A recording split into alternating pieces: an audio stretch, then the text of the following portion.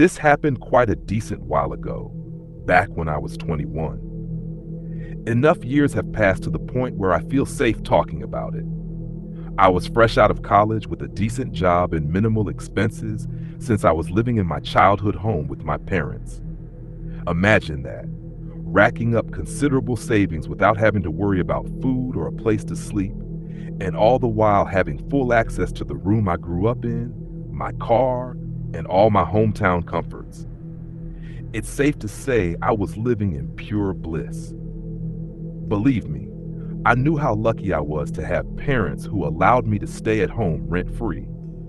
I know a lot of people don't have that option, so it's something I never took for granted, but not everything was as stress-free as you might think.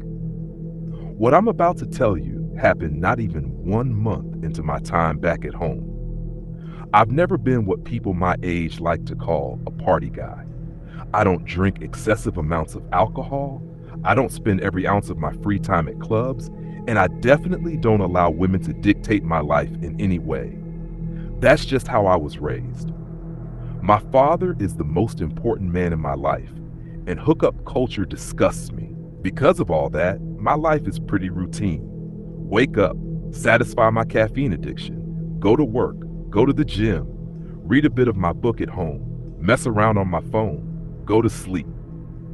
Weekends are for hiking, mini road trips, board games, and whatever else I decide I want to spend my time doing.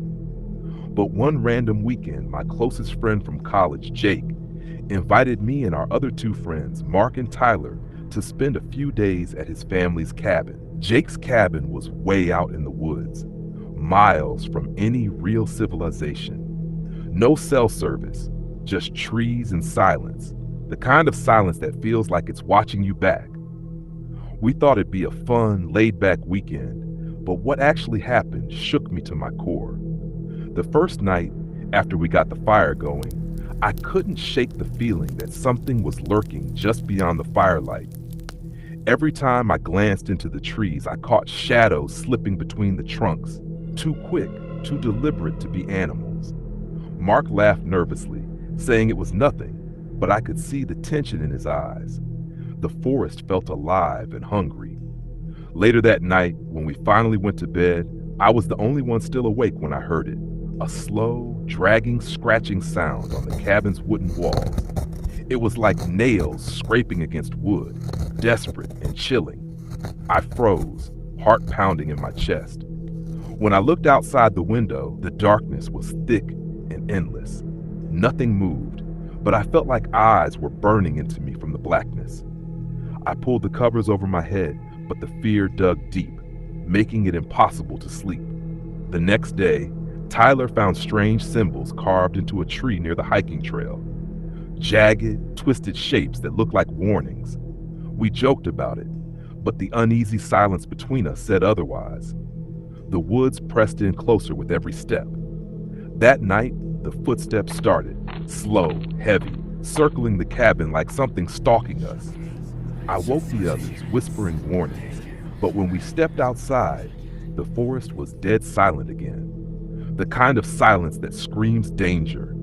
Our flashlights barely pierced the darkness. Every night after that, the sounds grew worse. Frantic scratching, guttural growls that vibrated through the floorboards, and whispers like cold breath on the back of my neck. One morning, fresh symbols were carved into the cabin door, sharper, more threatening than before. Panic set in, tightening around my chest like a noose. On the last night, I barely held myself together. At midnight, the scratching turned frantic, pounding against the walls like something desperate to break in. We huddled together, frozen in fear. Then the pounding stopped. A low, primal growl echoed beneath the floor, deep, angry, and full of menace. When dawn finally came, we didn't speak. We packed up fast and left without looking back. I haven't been back since. Whatever it was in those woods, it's still out there, waiting.